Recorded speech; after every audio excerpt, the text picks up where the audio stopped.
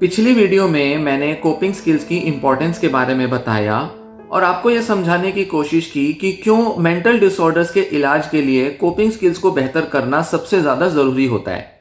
In fact हम जिसे कहते हैं कि साइकोलॉजिकल ट्रीटमेंट है मेंटल डिसऑर्डर्स का, हम कह सकते हैं कि ये जो साइकोलॉजिकल इलाज है ये एक्चुअल में अपनी कोपिंग स्किल्स को इम्प्रूव करने का ही पूरा एफर्ट होता है।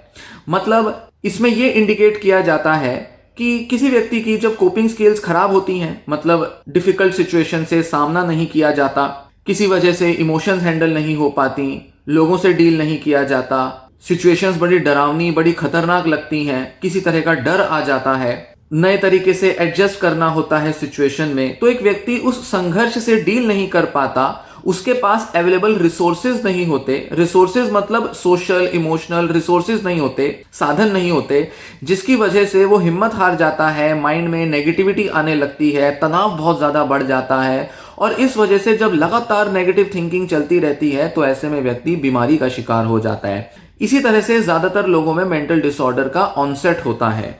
तो अगर हमें किसी की बीमारी को ठीक करना है, साइकोलॉजिकली इंप्रूव कराना है, तो जरूरी होगा कि हम उस पेशेंट की साइकोलॉजिकल स्किल्स इंप्रूव करें, जिसमें थिंकिंग स्किल्स हो सकती हैं, इमोशनल मैनेजमेंट स्किल्स हो सकती हैं, प्रॉब्लम सॉल्विंग स्किल्स होंगी।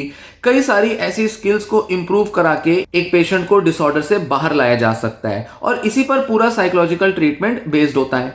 इस वीडियो में आपको बताऊंगा कि ऐसे कौन से कोपिंग स्किल्स होते हैं, उनके टाइप क्या होते हैं, किन कोपिंग स्किल्स पर जोर देकर एक पेशेंट अपनी रिकवरी कर सकता है। कुछ स्किल्स तो खुद ही बेहतर किए जा सकते हैं, तो वहीं कुछ स्किल्स के लिए आपको थेरेपिस्ट से कांटेक्ट करना पड़ सकता है। तो कौन सी ऐसी कोपिंग स्किल्स होती हैं जिस पर कि साइकोलॉजिस्ट काम करते हैं, जिसके लिए लोगों को रिकमेंड करते हैं, और ये जो कोपिंग स्किल्स हैं ये किसी भी मेंटल डिसऑर्डर में एप्लीकेबल हैं, चाहे वो कोई न्यूरोटिक डिसऑर्डर हो जैसे कि anxiety disorder, generalised anxiety, phobia, panic disorder या सोशल एंजाइटी डिसऑर्डर, या फिर ओसीडी जैसे डिसऑर्डर हो, या बाइपोलर, स्किज़ोफ्रेनिया, किसी भी तरह के डिसऑर्डर में ये कोपिंग स्किल्स को इंप्रूव करना जरूरी है। यहां पर मैं जनरल उन स्किल्स की बात करूंगा। पहली होती है इमोशनल कोपिंग स्किल्स। भाई इतनी नेगेटिविटी है तो पहले इमोशन से कोप करना है। इसके क्या जरूरी पहलू होते हैं? नेगेटिव इमोशंस को पहचानना, उनके काम करने के ढंग को अंडरस्टैंड करना, उनके अंदर आने वाले उतार चढ़ाव की सही पहचान करना, सही तरह से इमोशंस को लेबल करना। लेबलिंग बहुत इंपॉर्टेंट होती है मेंटल हेल्थ की रिकवरी में। हम अपनी सही इमोशंस को पहचान सकें और फिर उनका इलाज कर सकें। इमोशंस को एक्सेप्ट करना, उन्हें वैलिडेट करना, मतलब मानना कि हाँ किसी भी सिचुएशन में अगर बुरा लगता है तो बुरा लगना सही है और जरूरी है, इसमें हमारा कोई दोष नहीं। जब तक हम एक्सेप्ट नहीं करेंगे इमोशंस को तब तक हम इनको ठीक नहीं कर पाएंगे। फिर आता है कि इमोशंस को हेल्दी तरीके से एक्सप्रेस कैसे किया जाए, यह समझना जरूरी है। सेकेंड कोपिंग स्किल होती है प्रॉब्लम सॉल्विंग स्किल्स। जिन भी समस्याओं में एक व्यक्ति उलझा हुआ है उन प्रॉब्लम्स को पहचानना, उनको एक व्यक्ति किस तरह से सॉल्व नहीं कर पा रहा है, क्या समस्याएं आ रही हैं, इसकी समझ होना, सॉल्यूशंस जनरेट करना, उन सॉल्यूशंस पर वर्क करने के लिए जो इंपॉर्टेंट रिसोर्सेज हैं, साधन हैं, उनको जुटाना, उनकी पहचान करना, कौन से सॉल्यूशंस असर लाएंगे, कौन से सॉल्यूशंस अभी काम में नहीं लाए जा सकते, इसका पता करना। और जब एक बार सॉल्यूशंस इंप्लीमेंट कर दिए जाएं फिर यह देखना कि सॉल्यूशंस काम किए या नहीं किए, या इसकी जगह क्या काम कर सकता था। कुछ इस तरह से पूरा एनालाइज करना, यह प्रॉब्लम सॉल्विंग स्किल्स का पार्ट होता है। थर्ड कोपिंग स्किल होती है सोशल सपोर्ट मिलना, अच्छे सोशल नेटवर्क्स बनाना, या जो बने हुए सोशल नेटवर्क्स हैं उनमें ज्यादा इन्वॉल्व होना। सोशल नेटवर्क मतलब हमारे आसपास के वो सारे लोग जिनसे हमारा आम तौर पर मिलना जुलना होता है, चाहे वो फैमिली के लोग हों, मित्र लोग हों, या हमारे कलीग्स हों, या कोई भी ऐसे जान पहचान के लोग जिनसे हम अक्सर मिलते हैं या किसी ना किसी तरह का संबंध बनाते हैं। वो कोई प्रोफेशनल्स या डॉक्टर्स भी हो सकते हैं। इसके लिए जरूरी होगा कि दूसरे लोगों से मदद के लिए उनके पास जाना, उनका सपोर्ट लेना, छोटे या बड़े किसी भी तरह के टास्क में उनका सहारा लेना, उनकी मदद लेना, किसी तरह से अपनी प्रॉब्लम्स को सॉल्व कराने के लिए उन लोगों का साथ होना जरूरी है। और सही लोगों की पहचान करना जो कि आपको आपकी बीमारी या आपकी मेंटल कंडीशन के लिए सही तरह का सपोर्ट दे पाएं। जरूरी नहीं कि परिवार के सारे लोग जो है वो आपको सपोर्ट दें। हो सकता है कि कुछ लोग आपके लिए क्रिटिकल हैं, आपकी बीमारी को कुछ समझते ही नहीं है, और कुछ लोग ऐसे परिवार में होंगे जो कि आपके सहारे के लिए, आपके सपोर्ट के लिए हमेशा आगे बढ़ते हैं, आपकी मदद करने के लिए तैयार रहते हैं। तो ऐसे लोगों की पहचान करके उनके साथ ज्यादा बेहतर संबंध बनाना, ये सोशल सपोर्ट वाली कोपिंग स्किल्स का हिस्सा है। फिर एक इंपॉर्टेंट कोपिंग स्किल आती है अवॉइडेंस टेंडेंसीज को खत्म करना।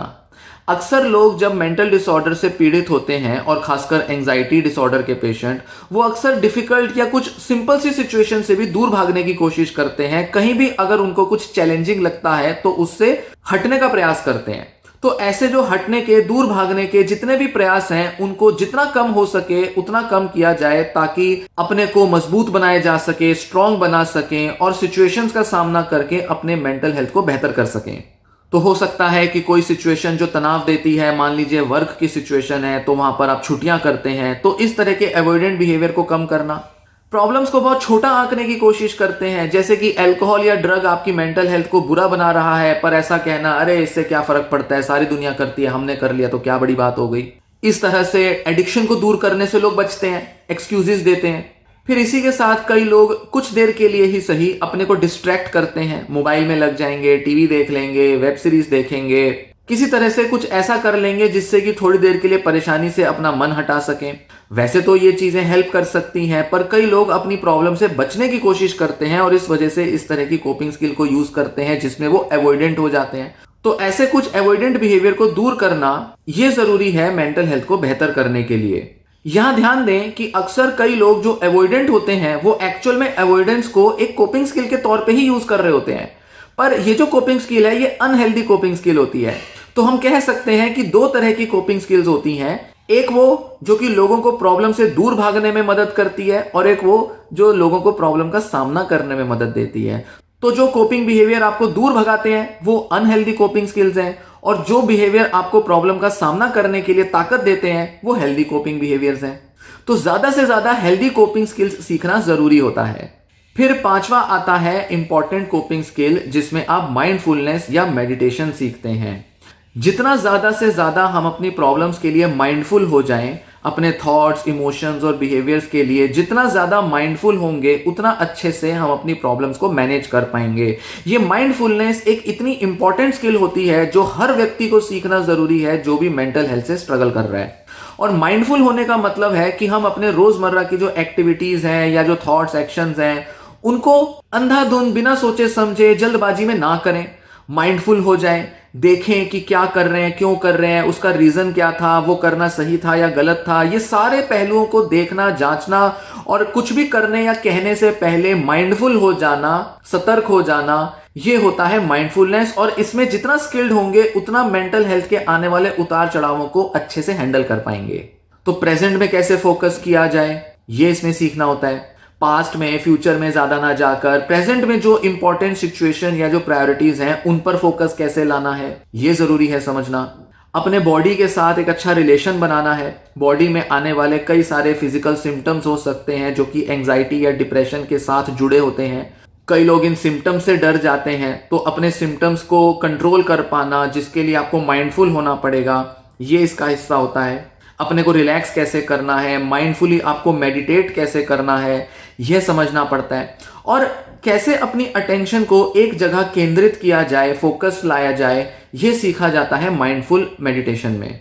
तो एक तरफ तो आप माइंडफुलनेस को मेडिटेशन और रिलैक्सेशन के तौर पे सीखते हैं, तो वहीं दूसरी तरफ इसको अपने इमोशन और बिहेवियर को मैनेज करने के लिए माइंडफुल होना सीखते हैं। ये पूरा एफर्ट आपको अपनी मेंटल हेल्थ से डील करने में मदद देगा।